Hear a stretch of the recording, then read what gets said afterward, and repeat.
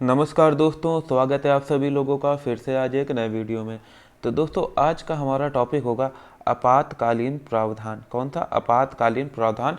और जो भी थंबनेल को देख के आए हैं कि एसएससी जीडी से यूपीएससी तक, तो वो बिल्कुल सही जगह पर आए हैं दोस्तों। ये आपके किसी भी एग्जाम के लिए ब्रह्मास्त्र होने वाला है। इससे रिलेटेड कोई भी क्वेश्चन अगर बनेगा तो वो आप आसानी से हल कर ले जाएंगे, चाहे एग्जामिनर जितना भी घुमाकर पूछ दे। ठीक, तो आइए स्टार्ट करते हैं। और अगर वीडियो अच्छा लगे तो दोस्तों वीडियो को सब्सक्राइब करना, जिसमें कि आपको इसी तरह के क्वेश्चन जो है, इसी तरह से जो पैटर्न है आजकल एग्जामिनर क्रिएट कर रहा है, वो आपको हर वीडियो के तहत मिलते रहें। ठीक, और ये जितने भी वीडियो हैं दोस्तों पड़े हुए हैं, आप सब देखना, ये आपके एग्जाम पॉइंट ऑफ व्यू से काफ़ी इंपॉर्टेंट होने वाले हैं। तो आइए स्टार्ट करते हैं आज का पहला क्वेश्चन। पहला क्वेश्चन है दोस्तों, भारतीय संविधान के अनुसार निम्नलिखित में से किस भाग के अंतर्गत आपातकालीन प्रावधान का उल्लेख किया गया है? आपातकालीन प्रावधान का ए भाग 15, बी भाग 16, सी भाग 17 या डी भाग 18। तो दोस्तों याद रखिएगा, भाग 18 के अंतर्गत, किसके अंतर्गत? भाग 18 के अंतर्गत आपातकालीन प्रावधान का उल्लेख किया गया है। ठीक, आपातकालीन प्रावधान का उल्लेख किया गया है। अब चलते हैं नेक्स्ट क्वेश्चन पे। नेक्स्ट क्वेश्चन है दोस्तों, भारतीय संविधान के अंतर्गत किस अनुच्छेद में आपातकालीन प्रावधान का उल्लेख किया गया है? ए अनुच्छेद 352 से 360, बी अनुच्छेद 330 से 342, सी अनुच्छेद 250 से 260 या डी अनुच्छेद 152 से 160। तो दोस्तों याद रखिएगा, अनुच्छेद 352 से 360 तक। ठीक, अनुच्छेद 352 से अनुच्छेद 352 से अनुच्छेद 360 तक।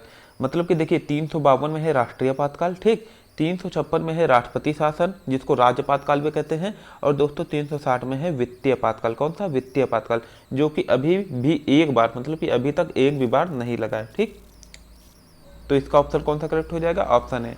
अब चलते हैं नेक्स्ट क्वेश्चन पे। नेक्स्ट क्वेश्चन है दोस्तों, भारतीय संविधान के अनुसार आपातकालीन स्थिति के संदर्भ में कौन सा कथन असत्य है? ठीक, असत्य बताना है। राज्य अधिक शक्तिशाली हो जाते हैं, बिल्कुल गलत है दोस्तों। राज्य की तो शक्ति कम हो जाती है, किसके पास चली जाती है? केंद्र के पास। राज्य केंद्र के पूर्ण नियंत्रण में आ जाते हैं, ये बिल्कुल सत्य है। केंद्र सरकार सर्वशक्तिमान हो जाता है, ये भी सही है। और संघीय ढांचा एकात्मक ढांचे में परिवर्तित हो जाता है, दोस्तों बिल्कुल सत्य है। क्योंकि जो संघीय रूप होता है अपने देश का, अपने शासन का, ठीक, वो एकात्मक हो जाता है। कैसा हो जाता है? एकात्मक हो जाता है, क्योंकि जो सारी शक्तियाँ होती हैं राज्य की, वो केंद्र के पास आ जाती हैं। ठीक, केंद्र के पास आ जाती हैं ज़्यादातर शक्तियाँ। तो दोस्तों इसका ऑप्शन करेक्ट होगा, राज्य अधिक शक्तिशाली हो जाते हैं, क्योंकि राज्य तो कमजोर हो जाते हैं। मतलब कि राज्य के पास से पावर छीनकर केंद्र के पास चली जाती है।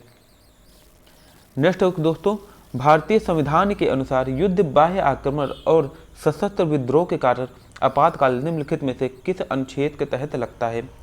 तो दोस्तों याद रखिएगा, अनुच्छेद 352, जो कि अभी हमने बात की। ठीक, देखिए कितना भी घुमा के पूछ दे, तभी हमने कहा है एसएससी जीडी से लेके यूपीएससी तक ये जो क्लास है आपके लिए इंपॉर्टेंट होने वाली है।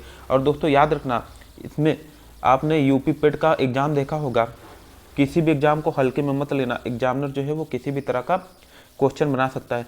तो दोस्तों आपको करना क्या है, आपको इस चैनल को सब्सक्राइब कर देना है, जिससे कि कैसा भी क्वेश्चन बने आप जो है वहाँ पर क्वेश्चन को फाड़ के आए, क्या करके आए, अच्छे से लगा कर आए, बिना किसी कन्फ्यूजन के।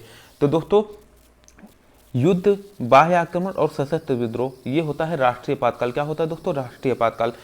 तो दोस्तों ये आ जाएगा किसमें?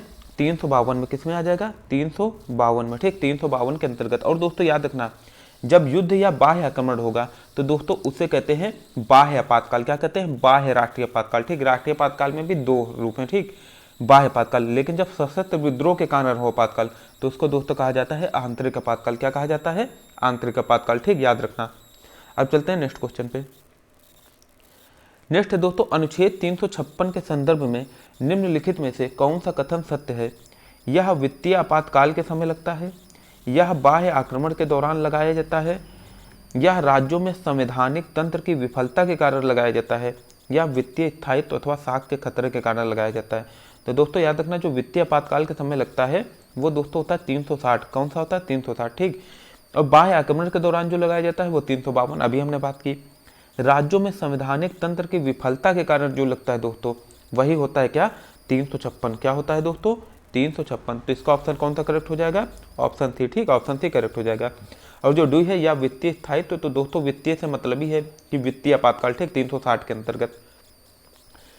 नेक्स्ट क्वेश्चन है दोस्तों, भारतीय संविधान के अनुसार वित्तीय आपातकाल निम्नलिखित में से किस अनुच्छेद के तहत लगाया जाता है? जैसा कि दोस्तों अभी हमने बात की अनुच्छेद 360, ठीक, वित्तीय आपातकाल है जो दोस्तों वो अनुच्छेद 360 के अंतर्गत लगाया जाता है। किसके अंतर्गत? अनुच्छेद 360 के अंतर्गत लगाया जाता है, ठीक। नेक्स्ट दोस्तों, भारतीय संविधान के अनुसार राष्ट्रीय आपातकाल की घोषणा निम्नलिखित में से कौन करता है? ठीक, भारतीय संविधान के अनुसार राष्ट्रीय आपातकाल की घोषणा निम्नलिखित में से कौन करता है? ए राष्ट्रपति, बी प्रधानमंत्री, सी लोकसभा अध्यक्ष या डी राज्यसभा अध्यक्ष। राष्ट्रपति, प्रधानमंत्री, लोकसभा अध्यक्ष या राज्यसभा अध्यक्ष। तो दोस्तों याद रखना, अगर बात आ जाए कि भारतीय संविधान के अनुसार राष्ट्रीय आपातकाल की घोषणा निम्नलिखित में से कौन करता है, तो दोस्तों याद रखना राष्ट्रपति करेंगे। कौन करेंगे? राष्ट्रीय आपातकाल राष्ट्रपति करेंगे, चाहे वो राष्ट्रीय आपातकाल हो, चाहे राज्य आपातकाल हो, चाहे दोस्तों वित्तीय आपातकाल हो, सबकी घोषणा कौन करेंगे? राष्ट्रपति करेंगे। याद रखना, भूलना मत एकदम, ठीक, राष्ट्रपति करेंगे। अब चलते हैं नेक्स्ट क्वेश्चन पे। नेक्स्ट है दोस्तों, भारतीय संविधान के अनुसार राष्ट्रीय आपातकाल के संदर्भ में निम्नलिखित में से कौन सा कथन सत्य है? यह संपूर्ण देश में लागू हो सकता है, यह देश के केवल एक भाग पर लागू हो सकता है, सी ए तथा बी दोनों, या डी इनमें से कोई नहीं। तो दोस्तों याद रखना, ये जो है वो संपूर्ण देश अथवा केवल इसके किसी एक भाग पर भी लागू हो सकता है, ठीक। याद रखना, ये जो है दोस्तों याद रखना किसके तहत? ये जो है संपूर्ण देश में भी लागू हो सकता है, और चाहा जाए अगर राष्ट्रपति चाहे तो देश के किसी एक भाग पर भी लागू कर सकता है, ठीक। तो ए तथा बी जो है वो दोनों कथन सत्य हो जाएंगे। दोस्तों याद रखना, ये छोटे छोटे स्टेटमेंट बन जाते हैं जो कि परीक्षा में कन्फ्यूजन क्रिएट करते हैं, ठीक। लेकिन आप लोगों को ये वीडियो देखने के बाद कोई भी कन्फ्यूजन नहीं रह जाएगी। तो दोस्तों अगर वीडियो अच्छा लगा हो तो वीडियो को लाइक जरूर करना, चैनल पर नए हो तो चैनल को सब्सक्राइब कर देना और शेयर करना मत भूलना। इससे होगा क्या दोस्तों, आपका मात्र 10 सेकंड लगेगा, लेकिन हमारे चैनल की रीच बढ़ेगी तो दोस्तों मोटिवेशन बढ़ेगा और हम आपकी परीक्षा को आसान बनाने में और अच्छे से प्रयास कर पाएंगे, ठीक। तो चलते हैं नेक्स्ट क्वेश्चन पे। नेक्स्ट है दोस्तों, भारत में राष्ट्रीय आपातकाल को बाह्य आपातकाल के नाम से कब जाना जाता है? जो कि अभी हमने बात की थी, ठीक, जब आपातकाल की घोषणा युद्ध तथा बाह्य आक्रमण के आधार पर की जाए। दोस्तों बिल्कुल सही है, जब आपातकाल की घोषणा सशस्त्र विद्रोह के आधार पर की जाए, ये दोस्तों आंतरिक आपातकाल होता है, ठीक। जब आपातकाल की घोषणा वित्तीय साख के खतरे के संदर्भ में की जाए, तो दोस्तों ये तो वित्तीय आपातकाल होता है। तो दोस्तों याद रखिएगा, जो ऑप्शन ए है वो एकदम करेक्ट है, ठीक, ऑप्शन ए एकदम करेक्ट है। मतलब कि जब आपातकाल की घोषणा युद्ध अथवा बाह्य आक्रमण के आधार पर की जाए, तो दोस्तों याद रखना वो बाह्य आपातकाल होता है, ठीक, वो बाह्य आपातकाल होता है। लेकिन अगर सशस्त्र विद्रोह के आधार पर की जाए तो वो आंतरिक आपातकाल होता है। नेक्स्ट है दोस्तों, भारतीय संविधान के अनुसार आपातकाल की उद्घोषणा के संदर्भ में निम्नलिखित में से कौन सा कथन सत्य है? ए राष्ट्रपति अपने विवेक के आधार पर यह घोषणा कर सकते हैं, ठीक। प्रधानमंत्री बिना मंत्रिमंडल की सलाह के राष्ट्रपति को घोषणा करने की सलाह दे सकते हैं, केवल मंत्रिमंडल की सहमति से ही यह उद्घोषणा हो सकती है, इनमें से कोई नहीं। तो दोस्तों याद रखना, जब इंदिरा जी का समय था तो उन्होंने क्या किया था, प्रधानमंत्री मतलब कि राष्ट्रपति को सीधा सलाह दे दी थी बिना मंत्रिमंडल की सहमति से, ठीक। जो कि दोस्तों बाद में दोस्तों इसको क्या किया गया, इसका संशोधन किया गया, ठीक, जो कि गलत था, ठीक, जो कि गलत था। मंत्रिमंडल की सलाह के बिना जो है वो राष्ट्रपति जो है, प्रधानमंत्री जो है वो सलाह नहीं दे सकते राष्ट्रपति को। तो याद रखना दोस्तों, ए और बी दोनों ही असत्य हैं, सत्य हो जाएगा केवल मंत्रिमंडल की सहमति से ही यह घोषणा हो सकती है। याद रखना, केवल मंत्रिमंडल की, जब मंत्रिमंडल की सहमति होगी तभी प्रधानमंत्री सलाह देंगे, किसको? राष्ट्रपति को, ठीक। अब चलते हैं नेक्स्ट क्वेश्चन पे। नेक्स्ट दोस्तों, भारतीय संविधान के अनुसार संसद के दोनों सदनों द्वारा आपातकाल की घोषणा जारी होने के कितने माह के भीतर अनुमोदित होनी आवश्यक है, ठीक। तो दोस्तों याद रखिएगा, इसका मतलब क्या है, बहुत अच्छे से समझना, ठीक। हम लोग को रटना वैसे नहीं है, समझना है, ठीक। तो कहने का मतलब है, भारतीय संविधान के अनुसार संसद के दोनों सदनों द्वारा आपातकाल की घोषणा, मान लीजिए कि मंत्रिमंडल जो है उसने सहमति दे दी, ठीक, मंत्रिमंडल ने सहमति दे दी और प्रधानमंत्री ने क्या किया, राष्ट्रपति को सलाह दिया कि आप उद्घोषणा जारी कर दो। लेकिन 1 माह के भीतर, जब मान लीजिए कि बहुत जरूरी है एकदमी से, ठीक, एकदमी से जो है बहुत ज़्यादा जरूरी है क्या, आपातकाल लगाना, अब उतने समय जो है वो मंत्रिमंडल जो है उसकी सहमति मतलब कि जो अनुमोदन है संसद का वो एकदम से नहीं कराया जा सकता दोनों सदनों से। तो दोस्तों क्या होगा, पहले जो है आपातकाल लग जाएगा, फिर दोस्तों फिर 1 माह के भीतर संसद के दोनों सदनों से इसका अनुमोदन होना जरूरी है। क्या होना जरूरी है दोस्तों? संसद के दोनों सदनों से इसका अनुमोदन होना जरूरी है। पहले ये जो था ये था 2 माह, ठीक, कितना था 2 माह, लेकिन बाद में क्या कर दिया गया दोस्तों, इसको 1 माह कर दिया गया। हालांकि अगर राष्ट्रपति शासन और आएगी बात किसकी, वित्तीय आपातकाल की, तो उसमें 2 माह में है, ठीक, 2 माह में, जो कि अभी हम लोग आगे पढ़ेंगे। तो याद रखना दोस्तों, फिर से कह रहे हैं ये कंफ्यूज मत होना और ये इस वीडियो को 2 बार जरूर देख लेना, जिससे कि कोई भी कंफ्यूजन न रह जाए। कह रहा है भारतीय संविधान के अनुसार संसद के दोनों सदनों द्वारा आपातकाल की घोषणा जारी होने के कितने माह के भीतर अनुमोदित होना आवश्यक है? तो दोस्तों याद रखिएगा 1 माह के भीतर, ठीक दोस्तों, 1 माह के भीतर जो है ये जो है पास होना जरूरी है, ठीक, पास होना जरूरी है। और दोस्तों याद रखना ये जो है प्रत्येक संसद के दोनों सदनों द्वारा विशेष बहुमत से पारित होगा। कैसे पारित होगा? विशेष बहुमत से, मतलब कि उस सदन का जो कुल सदस्यों का बहुमत और सदन में उपस्थित तथा मतदान करने वाले सदस्यों का 2/3 बहुमत, ठीक, याद रखना। तो देखिए इससे 2 क्वेश्चन आपको पता चले। एक तो ये पता चला कि अनुमोदन जो है वो 1 माह के भीतर हो जाना चाहिए उद्घोषणा के बाद, और दूसरा क्या पता चला दोस्तों, दूसरा ये पता चला आपको क्या, कि जो है ये विशेष बहुमत से अनुमोदन होना चाहिए। कैसा होना चाहिए? विशेष बहुमत से, ठीक, कैसा होना चाहिए? विशेष बहुमत से, ठीक, याद रखना आप लोग, विशेष बहुमत से ही होना चाहिए। अच्छा मान लीजिए दोस्तों कि होता क्या है कि राष्ट्रपति ने क्या किया, उद्घोषणा कर दी, ठीक, राष्ट्रपति ने उद्घोषणा कर दी और उद्घोषणा के 1 महीने के भीतर जो है 1 महीने के भीतर संसद का अनुमोदन होना जरूरी है। अब दोस्तों होता क्या है, मान लीजिए कि 1 महीने नहीं हो पाया, 15 दिन बाद जो है वो जो है लोकसभा का विघटन हो गया या सरकार गिर गई है ना, कुछ भी हो सकता है, तो क्या होगा तब दोस्तों, क्या होगा तब दोस्तों, इसके बाद देखिए आप खुद दिमाग लगाइए, उसके बाद नई सरकार बननी होगी। जब नई सरकार बनेगी या जब नई लोकसभा जो है वो गठित होगी, ठीक, गठित होगी, तो दोस्तों उसमें जो है उसमें 1 महीना के भीतर, अब जब घटित होगी 15 दिन वो भूल जाओ, अब 1 महीने के भीतर संसद के दोनों सदनों से अनुमोदन होना जरूरी है। लेकिन एक चीज और याद रखना दोस्तों, राज्यसभा से इस बीच जो है वो राज्यसभा से अनुमोदन हो जाना चाहिए। क्यों? क्योंकि राज्यसभा तो विघटित होती नहीं है। एक चीज और याद रखना, इससे एक क्वेश्चन और पता चला कि जो राज्यसभा का विघटन होता है कि नहीं, तो याद रखना दोस्तों राज्यसभा एक स्थायी सदन है, ये मतलब कि हाँ स्थायी सदन है, ठीक, इसका विघटन नहीं होता, क्योंकि इसके जो 1/3 सदस्य हैं वो हर 2 साल में 1/3 सदस्य हर 2 साल में रिटायर हो जाते हैं। क्या हो जाते हैं? रिटायर हो जाते हैं। तो आई थिंक इससे आपको कोई भी कंफ्यूजन अब नहीं होगी। और दोस्तों इसी तरह के क्वेश्चन देखने के लिए चैनल को सब्सक्राइब करना मत भूलना, ठीक, क्योंकि ये जो क्वेश्चन है चाहे एसएससी जीडी में पूछ दे, पेट में पूछ दे, यूपीएससी में पूछ दे, दोस्तों आप कोई भी कंफ्यूजन नहीं रहेगी, चाहे पीसीएस हो, आरओ आरओ, सबके लिए ये जो चैनल है बहुत ज़्यादा इंपॉर्टेंट होने वाला है। नेक्स्ट है दोस्तों, संसद के दोनों सदनों से आपातकाल का अनुमोदन होने के बाद कितने माह तक जारी रहता है? हाँ देखिए ये भी याद रखिए, संसद के दोनों सदनों से मान लीजिए कि अगर आपातकाल का अनुमोदन हो जाए तो ये जो आपातकाल है वो कितने माह तक जारी रहेगा, ठीक, ये आपातकाल कितने माह तक? तो दोस्तों याद रखना 6 माह तक, ठीक, 6 माह तक जारी रहेगा, 6 माह तक ये जो है आपातकाल जारी रहेगा, ठीक। अब चलते हैं नेक्स्ट क्वेश्चन पे। अच्छा दोस्तों याद रखना 6 माह तक जारी रहेगा, क्या इसको दोबारा बढ़ाया जा सकता है? बिल्कुल दोस्तों बढ़ाया जा सकता है, लेकिन हर बार संसद का अनुमोदन कीजिए और इसको जो है एक साल करके, मतलब कि एक साल करके कितने भी बार बढ़ा लो, ठीक, एक साल करके कितने भी बार इसको बढ़ाया जा सकता है, ठीक, बढ़ाया जा सकता है। लिखा है भारतीय संविधान के अनुसार आपातकाल के संदर्भ में निम्नलिखित में से कौन सा कथन सत्य है? ए, संसद के दोनों सदनों के साधारण बहुमत से पारित होना चाहिए, ये गलत है दोस्तों। अभी हमने बात की क्या, विशेष बहुमत से पारित होना चाहिए। संसद के दोनों सदनों के विशेष बहुमत से पारित होना चाहिए, ए तथा बी दोनों, या इनमें से कोई नहीं। तो दोस्तों याद रखिएगा संसद के दोनों सदनों के विशेष बहुमत से पारित होना चाहिए, ठीक, ऑप्शन भी करेक्ट हो जाएगा। नेक्स्ट है दोस्तों, आपातकाल की उद्घोषणा की समाप्ति के संदर्भ में निम्नलिखित में से कौन सा कथन सत्य है? ए, उद्घोषणा की समाप्ति राष्ट्रपति द्वारा की जाएगी, उद्घोषणा की समाप्ति प्रधानमंत्री द्वारा की जाएगी, उद्घोषणा की समाप्ति लोकसभा अध्यक्ष द्वारा की जाएगी, या इनमें से कोई नहीं। तो दोस्तों याद रखना घोषणा भी किसके द्वारा की जाएगी? राष्ट्रपति के द्वारा। और दोस्तों जो ये जो उद्घोषणा है इसकी समाप्ति भी किसके द्वारा की जाएगी? राष्ट्रपति के द्वारा ही की जाएगी, ठीक, याद रखना राष्ट्रपति के द्वारा ही की जाएगी किसी भी, और इसके लिए किसी भी अनुमोदन की जरूरत नहीं है, ये जब चाहेगा जो राष्ट्रपति है वो कर देगा, ठीक, किसी दूसरी ऐसे नॉर्मल उद्घोषणा से ही इसकी समाप्ति कर देगा। नेक्स्ट क्वेश्चन है दोस्तों, राष्ट्रीय आपातकाल का केंद्र राज्य संबंध पर निम्नलिखित में से क्या प्रभाव पड़ता है? संसद को राज्य सूची में कानून बनाने का अधिकार प्राप्त हो जाता है। बिल्कुल दोस्तों, राज्य सूची जो अधिकार है राज्य पर संसद का पूर्ण नियंत्रण हो जाता है, तो जो राज्य सूची है उस पर भी हो जाएगा। सेकंड है राज्य सरकार केंद्र के पूर्ण नियंत्रण में आ जाती है। बिल्कुल दोस्तों, जो राज्य सरकार है वो केंद्र के पूर्ण नियंत्रण में आ जाती है, दोनों सत्य हैं।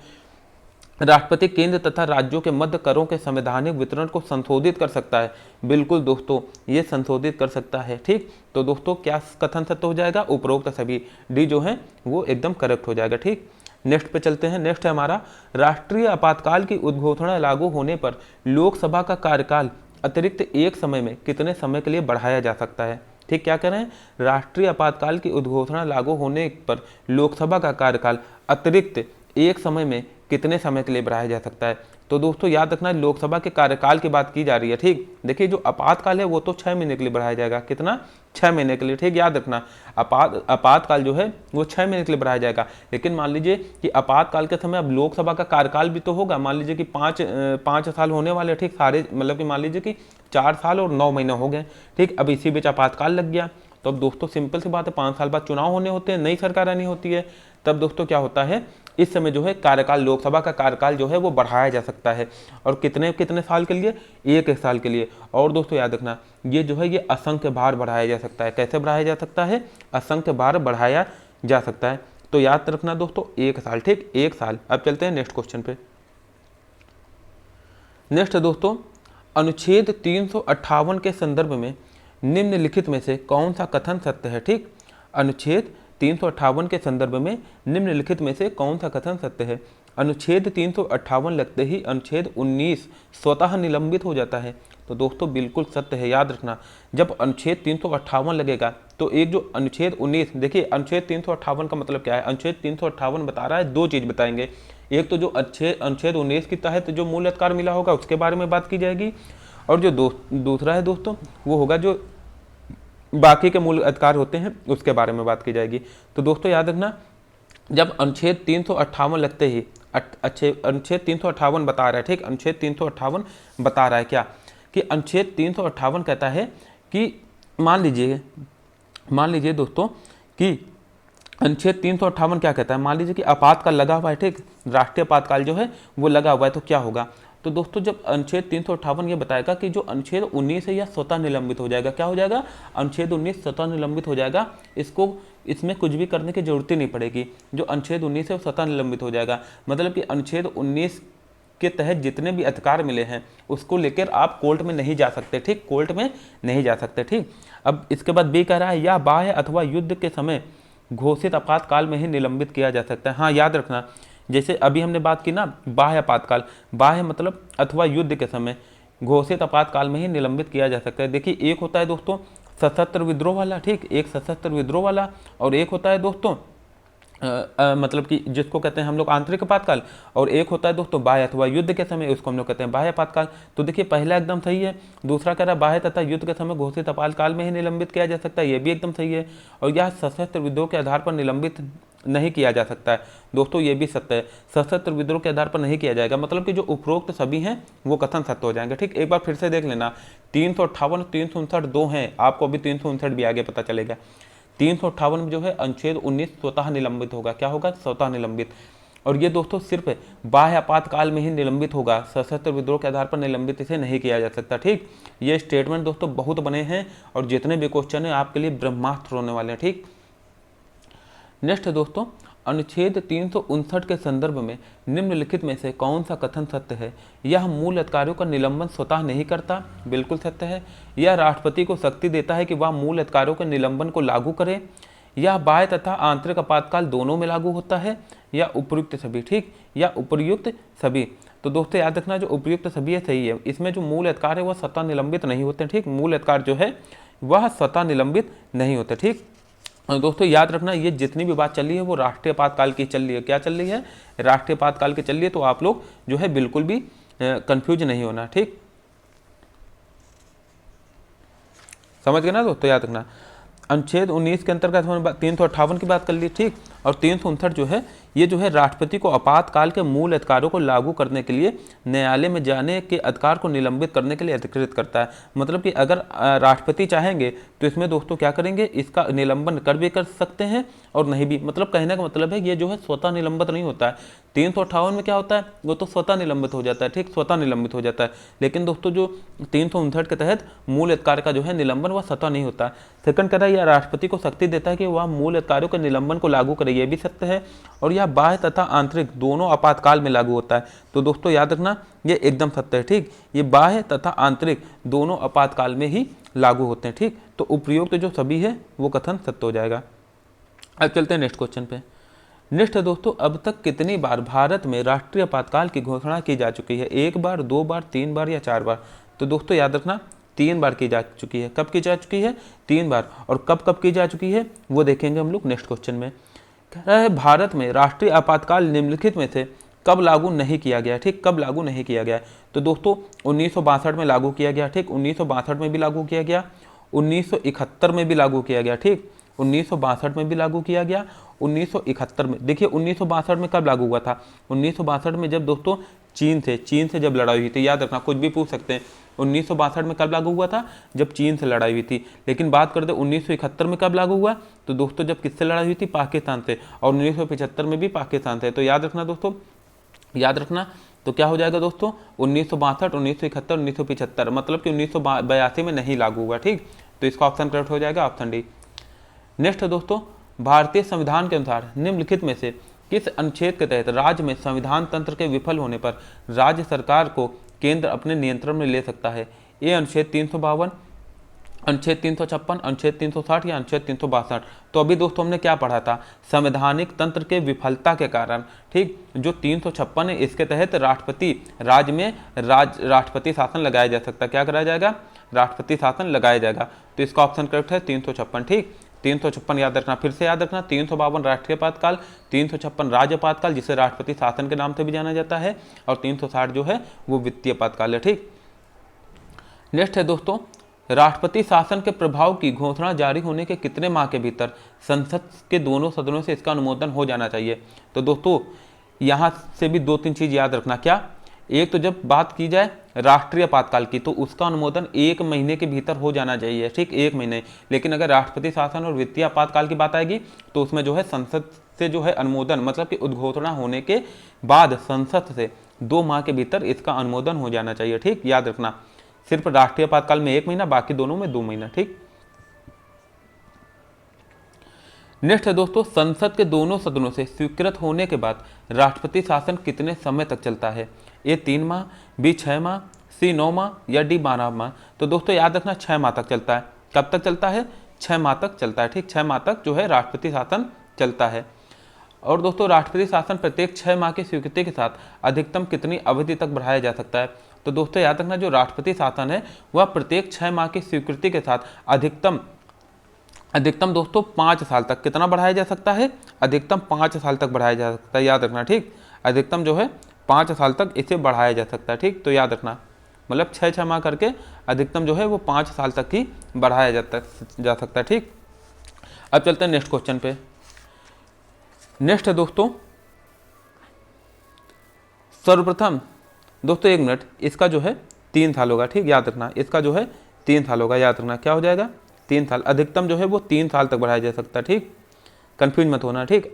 अधिकतम जो है वो 3 साल तक ही बढ़ाया जा सकता है, ठीक। नेक्स्ट है, सर्वप्रथम राष्ट्रपति शासन का प्रयोग कहाँ किया गया? ए पंजाब, बी उत्तर प्रदेश, सी बिहार या डी तमिलनाडु? तो दोस्तों याद रखना, सबसे पहले जो है वो राष्ट्रपति शासन का प्रयोग पंजाब में किया गया। कहाँ किया गया? पंजाब में किया गया, ठीक। अब चलते हैं नेक्स्ट क्वेश्चन पे। नेक्स्ट है दोस्तों, भारतीय संविधान के अनुसार वित्तीय आपातकाल की घोषणा निम्नलिखित में से कौन करता है? ए राष्ट्रपति, बी वित्त मंत्री, सी प्रधानमंत्री या डी वित्त सचिव? तो दोस्तों वित्तीय आपातकाल देख के वित्त मंत्री या वित्त सचिव मत लगा देना। तीनों ही आपातकाल की घोषणा कौन करेंगे? राष्ट्रपति करेंगे। कौन करेंगे? राष्ट्रपति, ठीक। नेक्स्ट है दोस्तों, वित्तीय आपातकाल की घोषणा के कितने माह के बाद संसद का अनुमोदन हो जाना चाहिए? जो कि अभी हमने बात की, राष्ट्रीय आपातकाल 1 माह, और अगर राज्य आपातकाल मतलब कि राष्ट्रपति शासन पूछ दें या वित्तीय आपातकाल पूछ दें, दोनों में जो है दोस्तों ये क्या हो जाएगा? 2 माह। क्या हो जाएगा दोस्तों? 2 माह हो जाएगा, ठीक, याद रखना। नेक्स्ट है, वित्तीय आपातकाल लागू होने के संदर्भ में निम्नलिखित में से कौन सा कथन सत्य है? इसकी अधिकतम समय सीमा निर्धारित नहीं की गई है, दोस्तों एकदम सही है, इसकी अधिकतम समय सीमा निर्धारित नहीं की गई है। इसे जारी रखने के लिए संसद की पुनः मंजूरी की आवश्यकता नहीं है, ये भी करेक्ट है। यह प्रस्ताव संसद के किसी भी सदन द्वारा सामान्य बहुमत द्वारा पारित किया जा सकता है। दोस्तों जो तीनों कथन है वो एकदम करेक्ट है, वो एकदम करेक्ट है। तो याद रखना, कोई भी अधिकतम सीमा निर्धारित नहीं, इसकी संसद की पुनः मंजूरी जरूरत नहीं है, और ये सामान्य बहुमत से ही पारित हो जाएगा। ठीक, भारत में सबसे ज्यादा राष्ट्रपति शासन अब तक किस राज्य में लगा है? तो दोस्तों याद रखना, उत्तर प्रदेश में। ठीक, यूपी में जो है अब तक सबसे बार राष्ट्रपति शासन लग चुका है। ठीक, उत्तर प्रदेश में। नेक्स्ट है, भारत में किस संघ शासित प्रदेश पर सबसे ज्यादा बार राष्ट्रपति शासन लगा है? तो दोस्तों पुडुचेरी में। ठीक, तो दोस्तों जितने भी इंपॉर्टेंट क्वेश्चन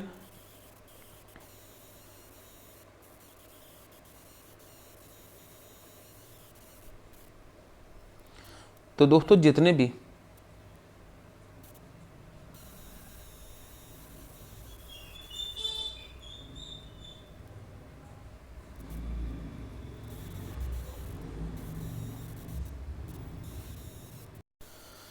सॉरी दोस्तों, असुविधा के लिए खेद है। तो दोस्तों जितने भी इंपॉर्टेंट क्वेश्चन थे वो कवर कर लिए गए। ठीक, जितने भी इंपॉर्टेंट क्वेश्चन थे वो कवर कर लिए गए हैं। अब हम लोग मिलेंगे शाम को। ठीक, शाम को आप लोग 5 बजे तक एक वीडियो और अपलोड कर दिया जाएगा, जो कि आपके एग्जाम पॉइंट ऑफ व्यू से काफ़ी इंपॉर्टेंट होगा। तो दोस्तों पॉलिटी के जितने भी वीडियो अभी हमने प्लेलिस्ट में डाले हैं वो आप लोग सब देख लेना, क्योंकि इसके बाद आप लोगों को कहीं और भटकने की या कहीं और जाने की ज़रूरत नहीं पड़ेगी। ठीक, लाइन से देख लेना। और अभी हम हिस्ट्री, ज्योग्राफी और इकोनॉमी तीनों के, मतलब कि सभी के वीडियो इसमें डालेंगे। कि ये जो चैनल है दोस्तों, आप बस इस चैनल को फॉलो कर लेना। ठीक, यकीन करके इस चैनल को पूरा फॉलो कर लेना दोस्तों, मतलब कि सब्सक्राइब करके इसको फॉलो करते रहना। ठीक, तो दोस्तों जितने भी आप खुद देखेंगे कि एग्जाम हॉल में जो आपका प्रदर्शन है वो पहले से कई गुना ज़्यादा अच्छा हो चुका है। तो दोस्तों आज के लिए इतना ही। आप लोग अपना अच्छे से ख्याल रखिए, फुली मोटिवेटेड रहिए। ठीक, और ऐसे लोगों से दूर रहिए, मतलब कि कुछ समय के लिए, जब तक नौकरी ना मिल जाए जो कि आपकी सफलता में बाधक हो। ठीक, मतलब कि आपको पीछे घसीटते हो, आपका जो हौसला है वो जो है वो पस्त करते हो, ऐसे लोगों से हमेशा दूर रहना।